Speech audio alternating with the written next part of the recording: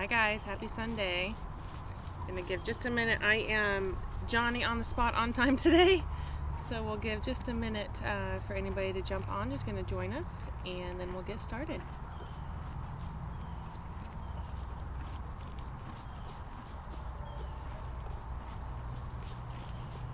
You'll see Ruby starting to swat her legs and tail. We've hit March, and March kind of pretty temperatures here in Texas, and with the warming temperatures, the flies are starting to return. So we're starting to do some fly control and see the horses respond to the flies in the environment. So they like to especially hover around their lower legs, so you'll see her kind of picking up and what looks like stomping her feet. She's just trying to get a fly off of her leg as she's there munching on her hay as usual. So I see somebody's joining us. Thanks for being here. We'll go ahead and get started. Hi, Kathy. Good to see you. Hello to you and Ethan. I'm going to talk a little bit today about what it means to offer mutually beneficial experiences for people and horses, and it's right in our mission that we offer these mutually beneficial experiences. Hi, Terry. Happy Sunday. And so I thought I'd talk a little bit about what that means. When I say mutually beneficial, what am I talking about? And then how do we carry that through in our program?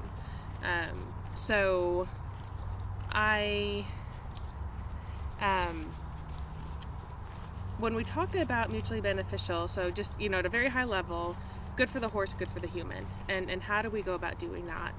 And everything starts with the horse, because we choose to be here, they don't, and we want to make sure they have a lot of autonomy and their experience is theirs, not what we think it should be. Hey Butchie, happy Sunday.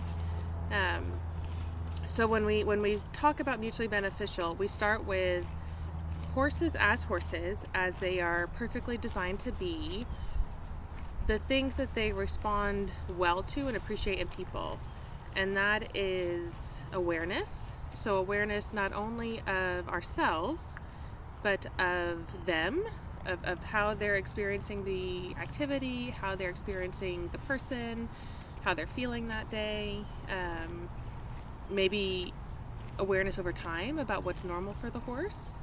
So awareness is really important. Present is really important, and that can be kind of hard to quantify, but being fully in the moment. So if I'm coming out here to spend time with Ruby, I'm not also planning my day tomorrow, stressing about what happened yesterday, worrying about getting hay next week, like being fully in the moment where my mind, my body, my thoughts were all in the same place and fully in that experience and not distracted or torn, divided between other things. Horses really appreciate when we're 100% with them. They are really sensitive. They're intuitive and really sensitive animals, so they appreciate that we're able to notice if we are carrying things with us, that we just acknowledge it. They don't appreciate when, hey, I'm feeling fearful, but I'm gonna cover it up and pretend that I'm not. That doesn't feel safe to them because it's not authentic. And somebody who's kind of lying or not really accurate with the way they feel on the inside and the outside, if there's not integrity there, that doesn't feel safe to the horses. And horses, kind of along the lines of that awareness, they want us to be able to see things objectively.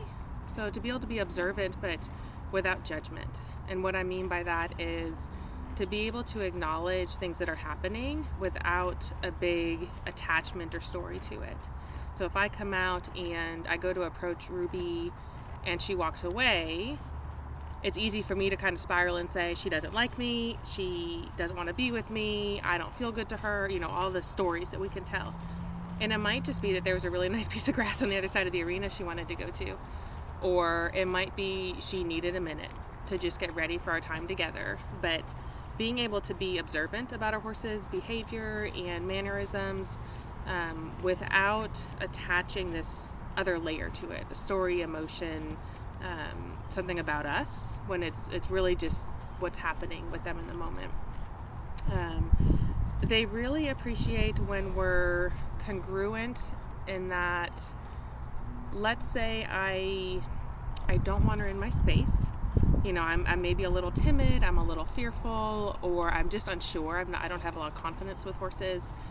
If my insides are saying I don't want her in my space, but my body language is drawing her in and then punishing her or getting agitated or uncomfortable because she's in there, that obviously that doesn't feel good, because they kind of read things as they are.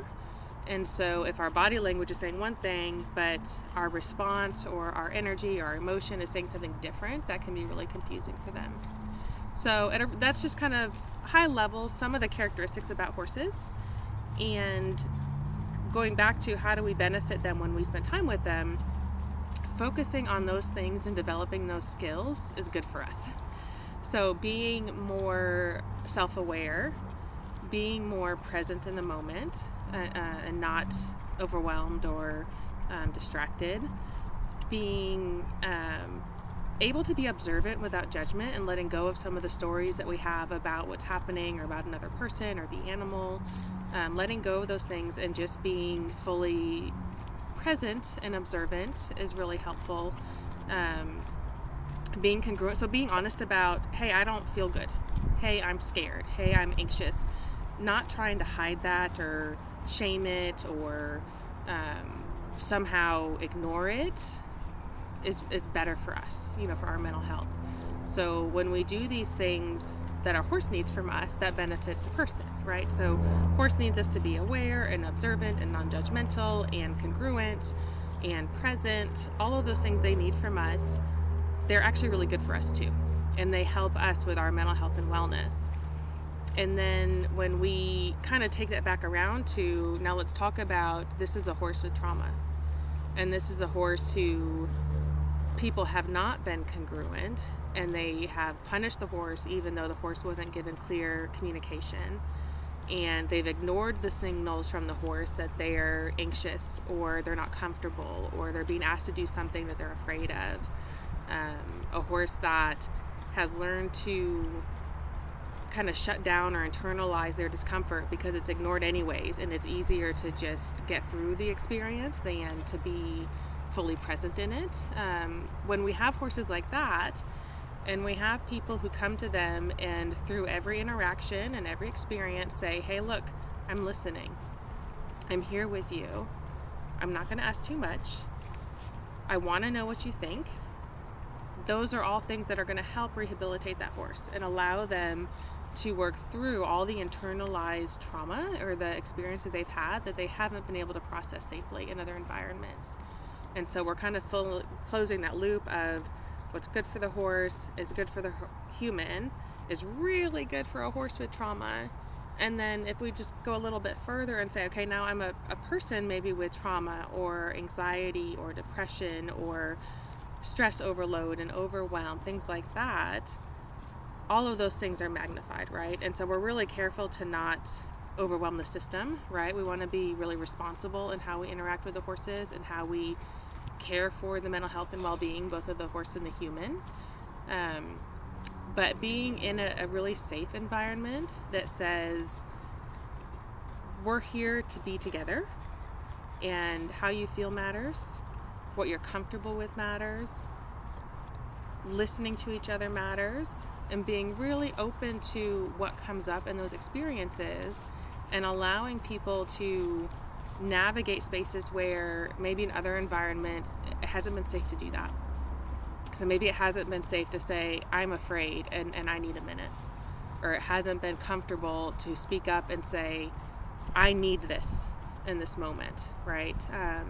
Those are all ways that with the horses, somebody with that kind of background, and we've all kind of had those experiences, but if you're maybe have had repeated experiences or kind of acutely in an environment that doesn't allow for healthy relationship and healthy mental health, with the horses, it really allows us the opportunity to do that. And so when we come out with the horses, you'll notice there's a very slow tempo. We're not running around, we're not chasing them, we're not trying to adrenalize the situation. it's really intentional that we take things slowly with a lot of awareness, a lot of space to acknowledge how we're feeling, what we're thinking, what the horse might be seeing or thinking or feeling, and navigating that with a real honest ability to say, nothing has to happen today. We just want to have a conversation, and we want a conversation about what feels good to you and how we can relate to one another in a positive manner. So as we do that, it takes the pressure off everybody, right? Because the horse doesn't have to perform, the people don't have to ignore their instincts and do something they're not comfortable with. There's no bravado. It's just a really open environment, and we just kind of keep navigating that loop where what's good for the horse helps us as people as we do that, and as we do that, it's made even better for the horse, and we just kind of keep creating these little patterns that whether we have an okay baseline and we're just building positive experiences and brain pathways, like that's great. And if we maybe have some unhealthy patterns, we're repatterning that. So we're able to kind of practice what it feels like to be doing those things differently than we might be able to do in other environments. And the more we practice them, the more ease it comes, the more we develop in our physiology the ability to do so. And it just kind of builds a slow progress towards a better way of being for your own mental health and wellness, and reinforced by not only the feedback from the horse, but then just getting to be out in nature with them and enjoy their presence is really powerful. So my neighbor's starting equipment that's really loud. I don't know if you can still hear me, but I'll wrap it up there. But I really just wanted to share, what do we mean when we talk about mutually beneficial, and how that might play out in the interactions we have. So what I might do in the future is maybe talk through some examples of that and how we've seen this work out in real time with the horses and people we serve. So that's what I'll wrap with today. Thank you guys for joining. Have a great week, and we'll see you next Sunday live at 5. Bye.